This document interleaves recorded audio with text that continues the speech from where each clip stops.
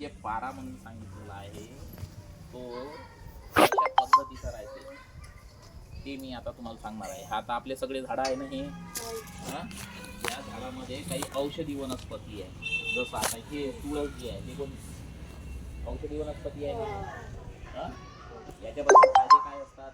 यापासून खोकला होत नाही, माहिती आहे, ते आपण खाऊ शकतो, औषधी वनस्पती आहे.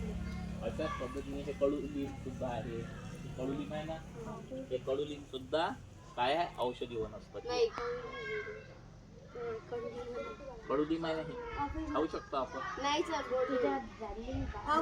कडुलिंब आहे हे कडुलिंब. गोडनिंब वेगळा आहे. गोडनिंब वो जो है ना उसको बोलते गोडनिंब. हा जो आहे याला गोडनिंब म्हणतात. कडुलिंब वेगळा, गोडनिंब वेगळा. हे गोडनिंब जे आहे हे कशात टाकल्या जाते? भाजीत वगैरे किंवा कढी वगैरे बनवते त्याच्यात टाकल्या जाते. गोडनिंब वेगळा, कडुनिंब वेगळा. थोड़ा सा इनको जानकारी